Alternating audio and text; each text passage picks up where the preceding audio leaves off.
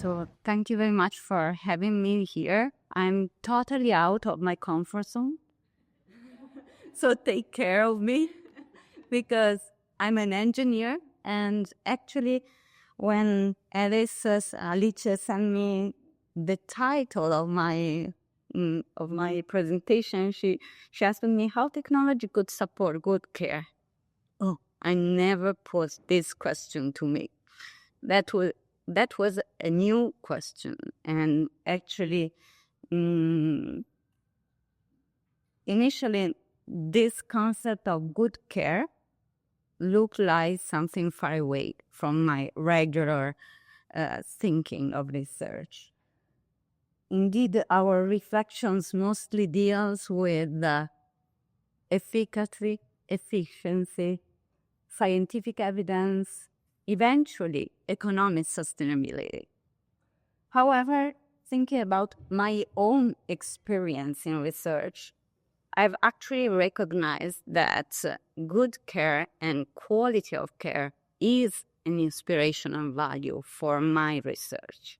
And so I try to let this concept emerge in my head and rethink and look again at my pathway with this point of view.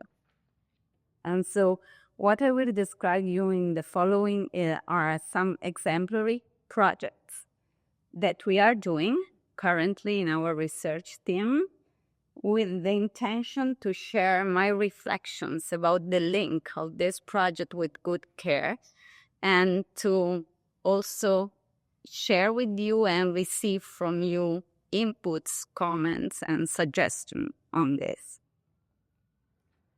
So my disclosures, they are long, but they are not relevant, actually. So, but to start with, being kind of a scientist, I start from the literature. And so I found these two very nice points. One is on the New England Journal of Medicine on AI and machine learning, 2023.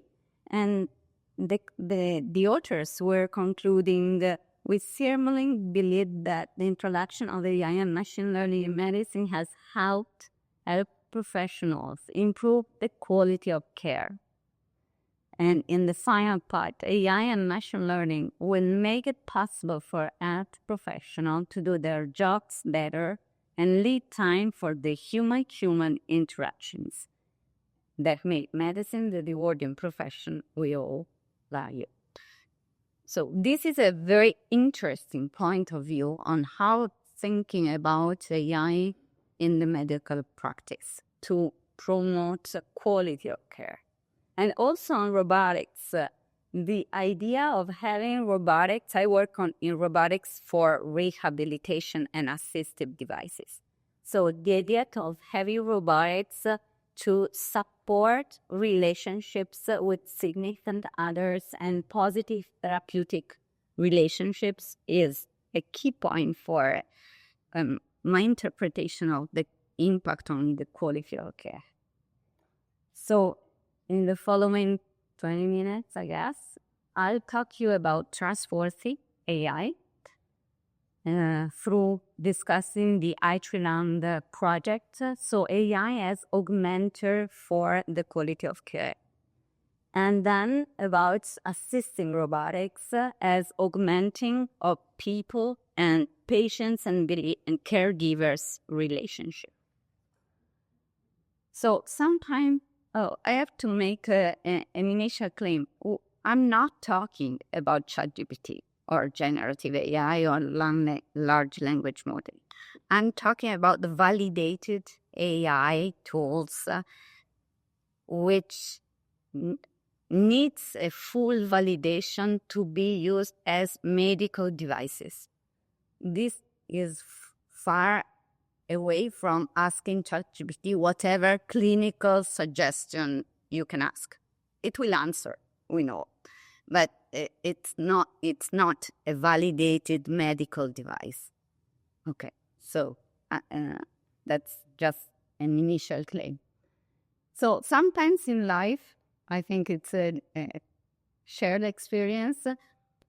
things proceed not just step by step in a linear way, but something happened that makes you taking a new directions, which is well grounded on what was before, but was unexpected. And so I will narrate my unexpected event in this story. So one was a phone call 2019 by Marina Garassino. Professor Marina Garassino is a super prominent key expert on lung oncology. And she used to be at the National Cancer Institute in Milano. She is now at UOC Chicago. And she called me. We didn't know each other personally. And she called me and she said, "Oh, you are an expert on AI." Oh, yes, somehow. We need your help. I'm a medical oncologist in the top level world. She is quite confident on. Okay. So she told me her CV and whatever, and she told me, you know what? We have too many data. On each single patient, we have too many source of information. And each clinician is dealing with the clinical decision by focusing on the part of the information he is more familiar with. The part of he or she, the part of data which are more close to their previous experience, their research, their interest, and so on. But not really being able to bring together all the data. And my vision, so Marina's vision, was that AI can help in encompassing information coming from clinical data, genomics, CT scans, digital pathology, so the whole set of information, helping clinicians to think before making the decision. And that was the beginning of a fabulous and super engaging adventure with amazing young medical oncologists coming in our lab to take a PhD in bioengineering and developing a transdisciplinary team on AI for medical oncology. And one of the core concepts we started with, and which was driving our research since the beginning, was the concept of trustworthy AI, which in my mind has a strong link with conceiving AI tools, not just to improve the science and the clinical efficiency, but really to empower clinicians for improving care.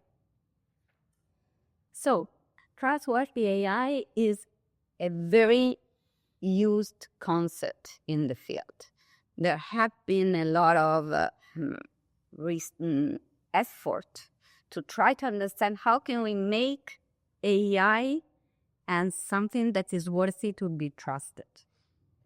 And to be trusted not just by developers or data scientists, to be trusted by clinicians and eventually by patients. And trustworthy about AI is typically defined by a set of 6 principles: fairness, universality, traceability, usability, robustness, and explainability. And it goes over the whole AI life cycle process.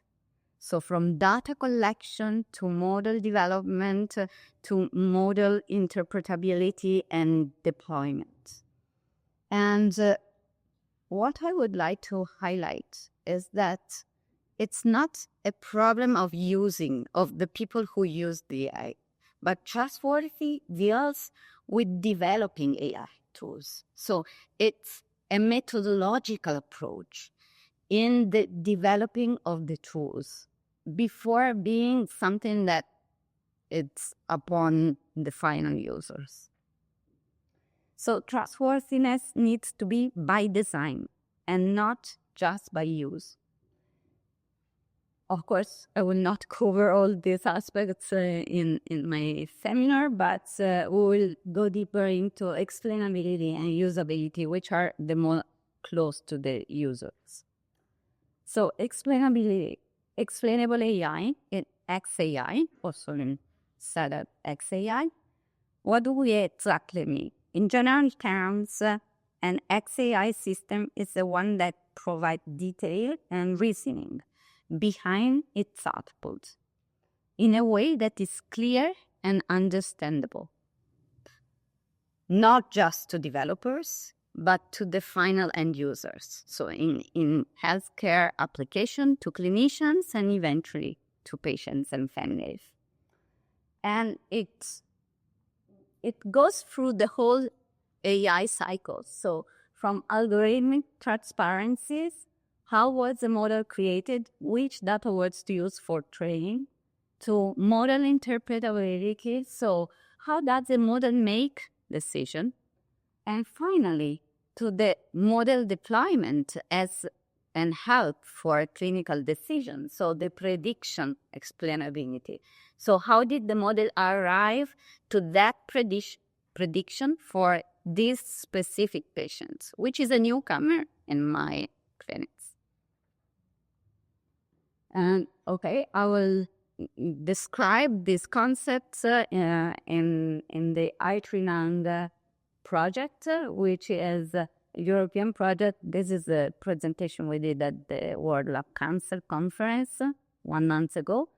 So iTriland develops a multimodal AI-based clinical decision support system for predicting immunotherapy efficacy in metastatic non-small cell lung cancer.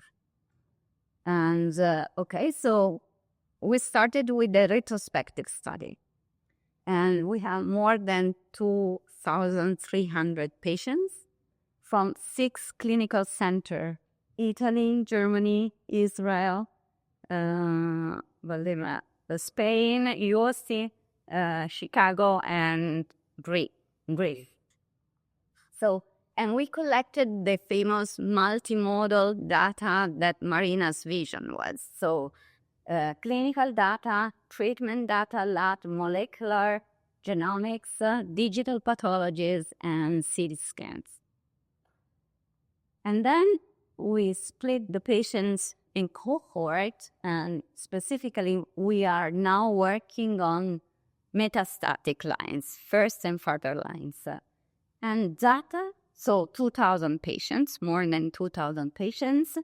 And this is a very important part. So we have 6 clinical centers, multimodal data, curating data, so that all centers are putting data in the same database after proper pseudonymization procedures is an exhaustive task, because everyone has his own standards and you need to harmonize and to be sure that everything is correctly inputted, because then the models do see those data, not your comments or your notes.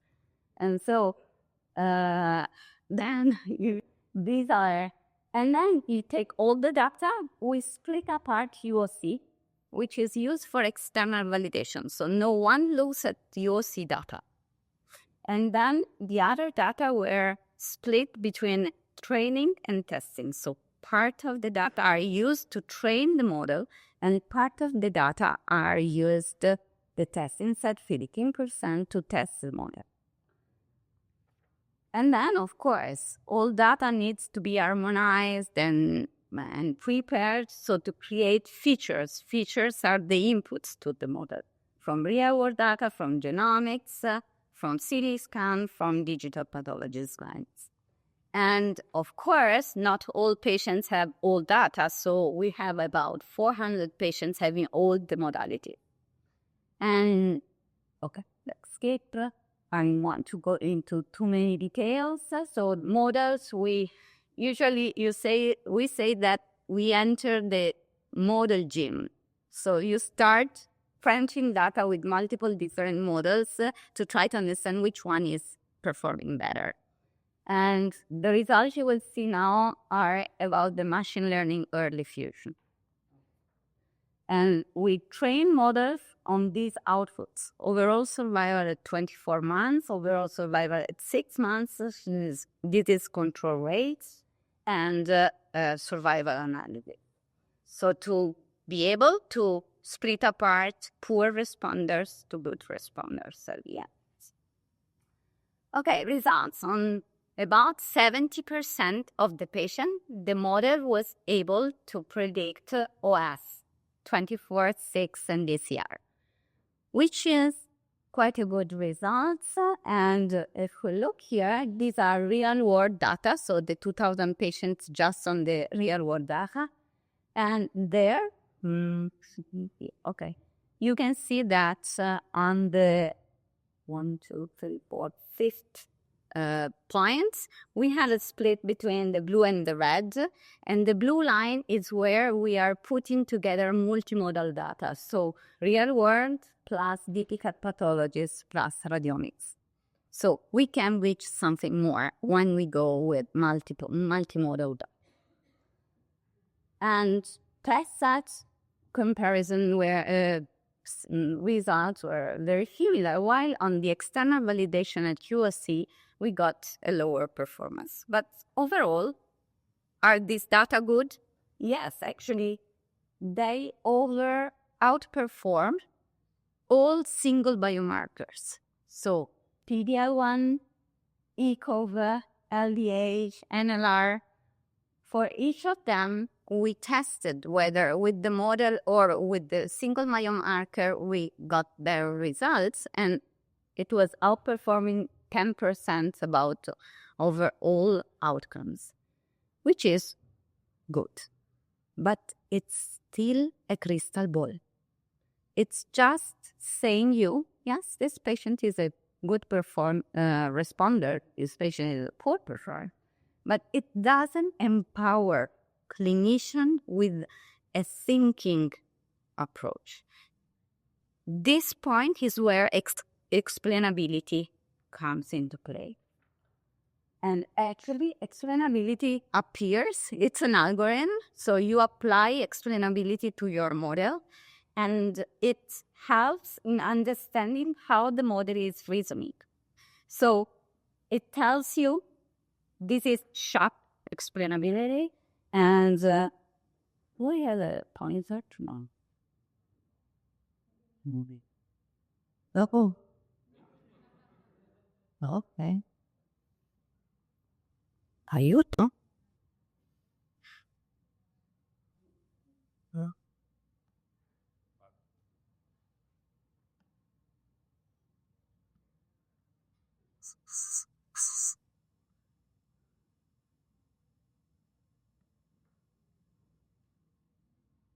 Okay, but I can move. Okay, so explainability comes with this kind of blocks where we have first the model features ranked by feature importance. So what are the information that the model is taking more into account to propose the suggestion? And then for each, so these are the feature ranked by importance for the data. Then each single dot there is one patient data. And the horizontal axis tells us whether a patient is on the pure poor responder side, so that's in 6 months in this case, or good responder side, more than 6 months. And then each single instance had a color, and the color is about the feature body. So, looking at up the first my left side, we have those very reddish dots. And they say that a poor prognosis for the model is associated with high values of NLR per slide and with high value of the echo performance tables. So in this way, the model is telling how it's producing his knowledge. Sorry, can you say what NLR means? You asked. The ratio between the neutrophils and the lymphocytes. That was the most difficult question ever. And don't ask for all of them, please. Now, bone metastasis, liver metastasis, I can say. Okay. So, clinical data. NLR is the typical clinical data. And now, finally, the prediction explainability. So, the new patient comes, and I have, and the model give us, okay, here's the good responders, over 24 months with disease control rate, complete response, and so on. But how can this information being used by clinicians with the proper understanding? And that's the way it comes. So again, algorithmic, we apply a way that you give the model of the data, and the model is starting from a standard position, so an average position. He is moving the position of this application depending on key data and setting his final position. And his final position is a poor responder. And it has been built by those most important data on that single patient.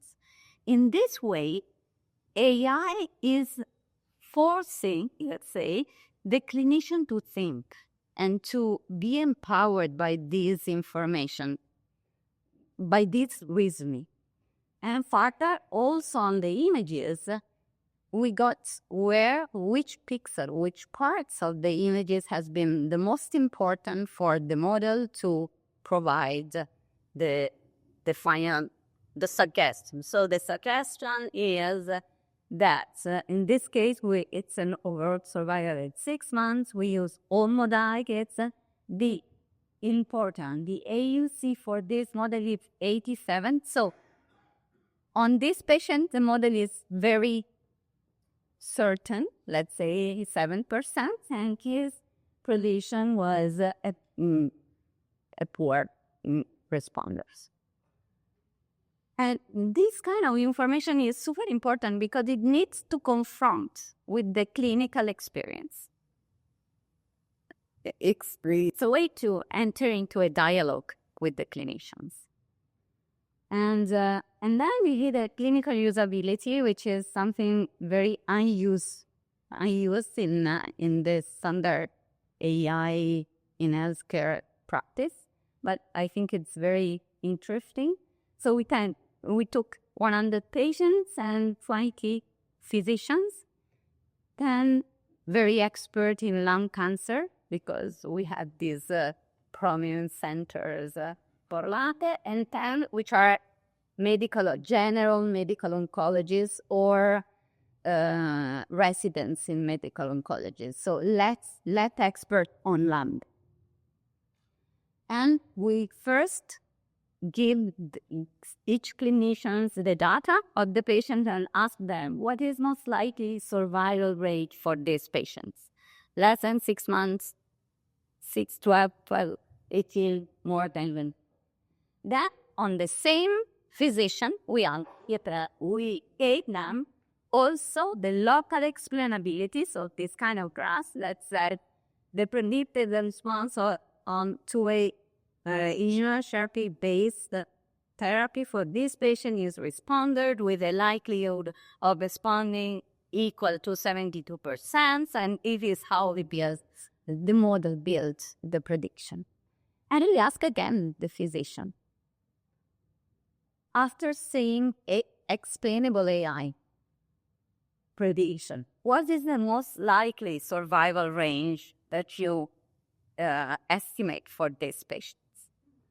And actually, we compared, of course, phase 1 and phase 2. And what we got is that XAI is increasing the probability of predicting true disease control rate by 37% over all clinicians. And this increase is higher for non-expert physicians.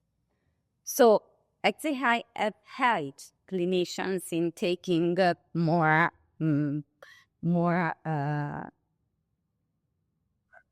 good decisions. Okay, so TAPO, AI is making big changes in the field. We want to use AI in a conference evaluation and reporting, fairness, explainability, and robustness, and we want explanation to be adapted to the end users. So for clinicians, it's different than for patients, for sure. And I go back to one of the concepts of Professor Kleinman. So to really develop and validate this kind of tools, we need to co-develop together and actually consider trustworthiness as a main principle in the design of the tool. And co-develop means collaborate, and education, I think it's one of the key pillars to work in this. Now, don't worry, it's much faster and about assistive robotics. So augmenters for people. Again, an unexpected event, and in this case, not a phone call, but a visit. A visit in our lab, actually, we're kind of starting being known for developing upper limb exoskeletons. And one day, those family and patients of the Association of Muscular Dystrophy came and visit our lab, and they started saying, okay, thanks to portable breathing devices, we are living 15 years more on average.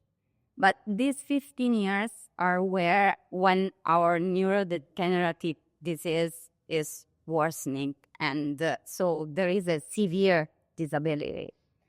And one of the points that is low-rating more our condition, our life, is about the impossibility of moving the arms. Because actually, mobile wheelchairs are amazing. Breathing works.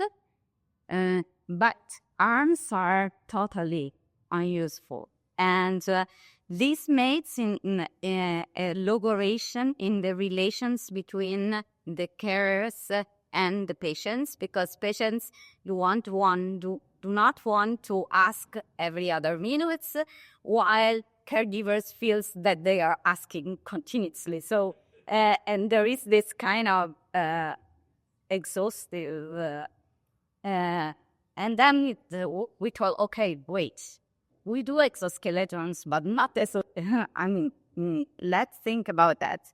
And what would you like the exoskeleton helping you? And we did a survey across all their community, and they want the exoskeleton to move their own arm, because perception and sensibility is preserved.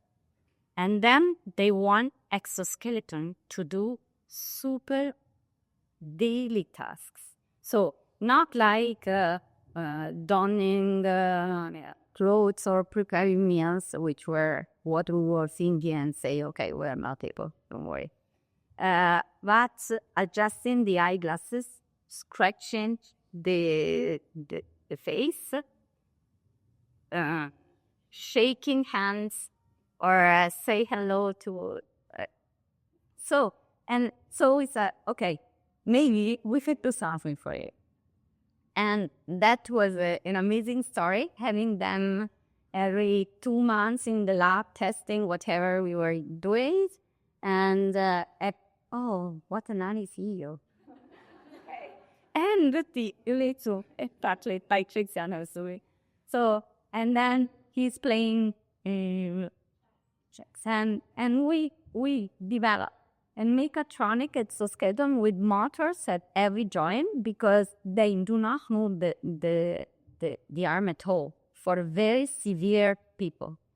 And actually, we tested it on, he's still doing but the other, so they could have coffee by themselves, and sorry for this, use are not working. We had to did on 14 subjects, and actually what we got was that on the performance of the upper limbs, which is a clinical scales, we got an improvement of more than 10 points on all 10 points, where the minimum significant difference is 4, so doubling what is relevant. And what was impressive is that they scored the system usability by 80. 80 means excellent, and the prototype was awful. Possessively not excellent. But they were so happy to do this task again but then it came the sad part on the story, because we have a device, but it's a research prototype. And it's not something that they can bring home, because it needs to be certified, it needs to be... And so, okay, we published a nice paper, which is good for us, but we couldn't really get to the good end. But this is when unexpected event free. So every time somebody comes and visit our lab, I will tell him this story, because, he's somebody. And somebody comes. One day, Auro, the eldest man in that group, came and visit our lab, and I was telling him the whole story, and he was an engineering, old engineering side, say, oh, but you use these motors are not good for this. Okay. But and we decided everything, and we were kind of, okay, thank you, goodbye. See you next time.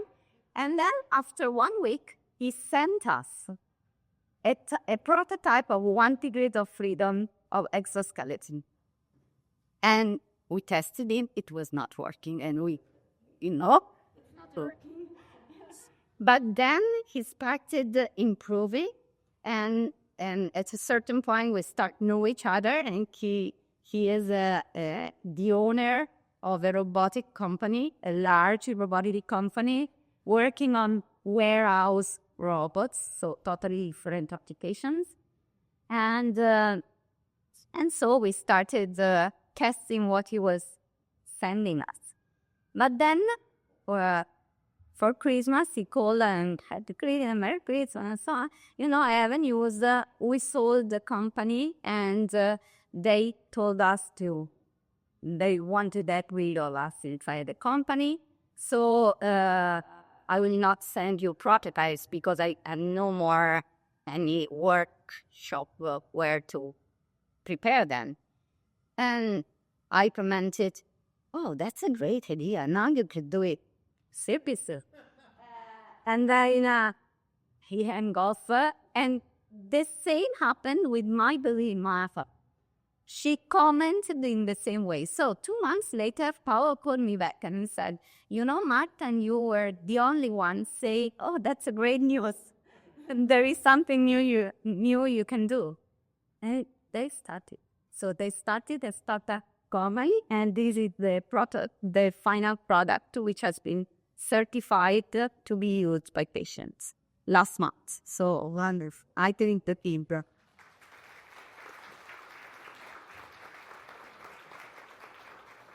Without that, I would report here.